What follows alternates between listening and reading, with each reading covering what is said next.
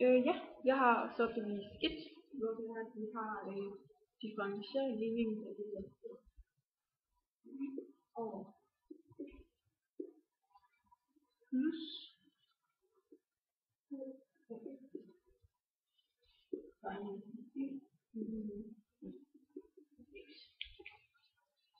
og den har vi fået en løsning til, at vi har fået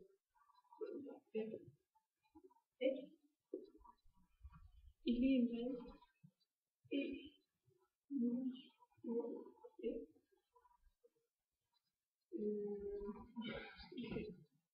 gange med integralet af e på x gange med x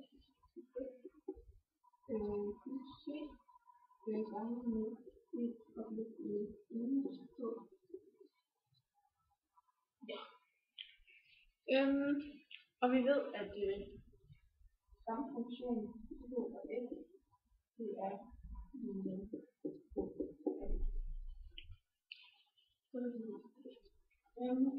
vi skal så bevise, at den her løsning, vi har. Vi går efter ligningsformen differentieret plus x lige med gx.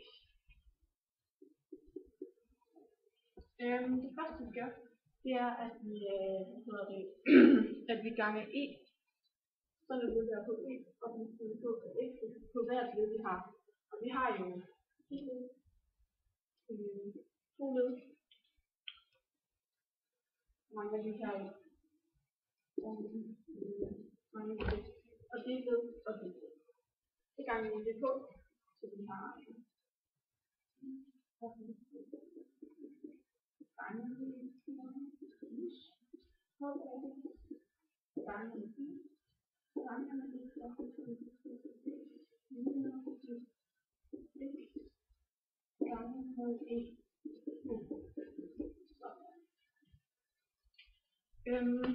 så har vi den første trin. For at jeg kan forklare, hvad det er, vi skal gøre her i anden trin, så står jeg faktisk i anden trin op, og så kan jeg lige forklare det bagefter. Vi har stadigvæk plus 8x gange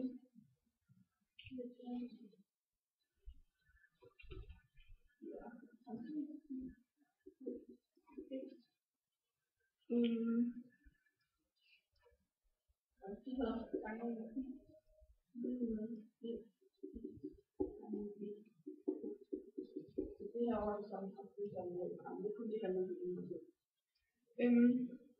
det vi gør, det er, at vi bruger det, der hedder den der differentielt sammensat funktion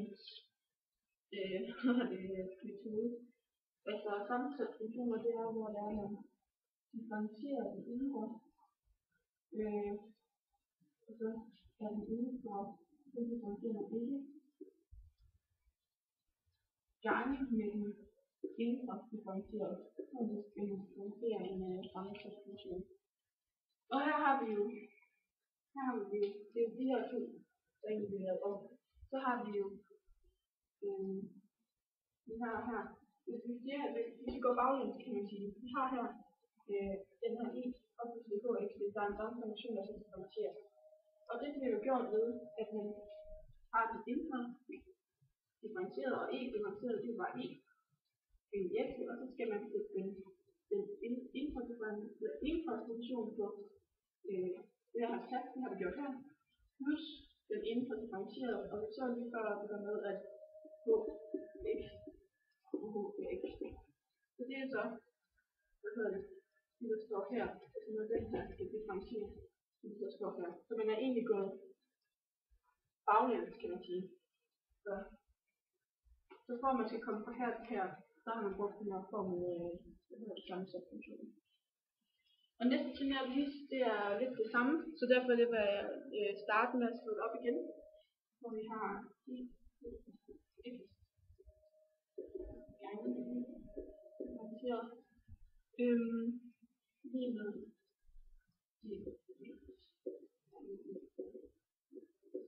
sådan der. Og her skal vi bruge produktreglen. Og det er, at vi produktreglen, vi har to den har to funktioner. Vi har igen dx og fx. Og så siger man først en differentieret gange med den anden differentieret plus den gx, der er differentieret den her gang, gange med den fx ikke differentieret. Og det kan man sige, vi har her, hvor der vi har gange med dem. Det viser jo, at vi skal det her med den mærke, det viser, at vi skal differentiere. Og det kan man jo se.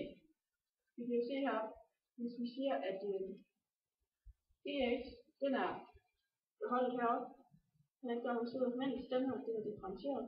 Så går vi over til næste. Så er det så e på x, så er differentieret, og vi der ikke er differentieret. Så her kan man jo sige, at dx, det svarer til e på x, på x gange med, det svarer til f af x, eller f mærke af x, plus, så er det så gx, det svarer til, der er differentieret, plus gange med f af x, det svarer til, det er differentieret. Så igen er det noget med, at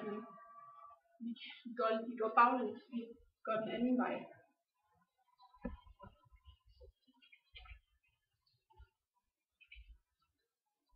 Men vi vil gerne have det her, det her et mærke med væk.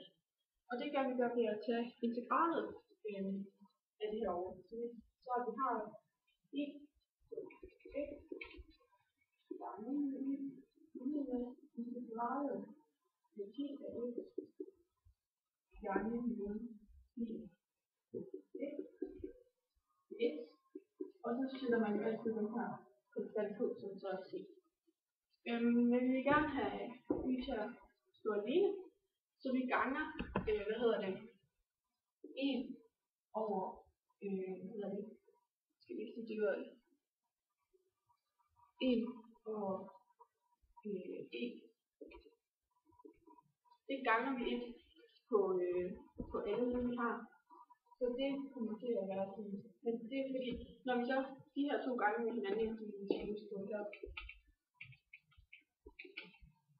så bliver det jo, så skal vi jo gange det op heroppe, så det kommer til at stå e på x, divideret med e på x.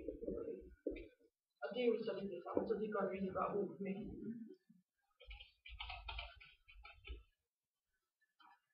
Så der kommer til at stå y her. Og den her e, 1 over e på x.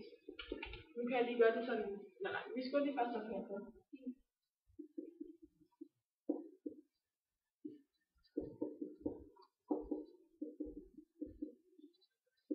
Og så skal vi op på det her del.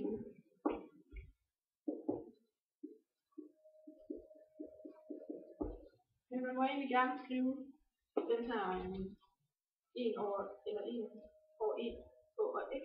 Det må man egentlig gerne skrive, hvor man gør den her potentiellen negativ. Så vi kan egentlig lave det her op, så vi skriver minus her. Og vi skriver minus derfra.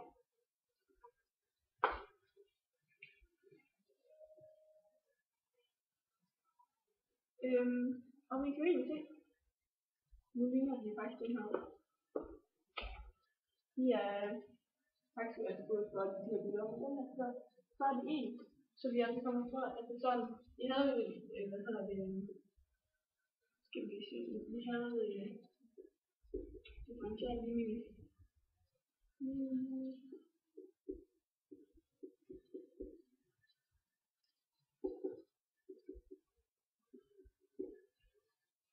den her ud, og vi havde bigget lige, at vores løsning var den her. Og det har vi jo lige fået ud af lige her. Så den her, det her er altså løsningen til vores differentiering.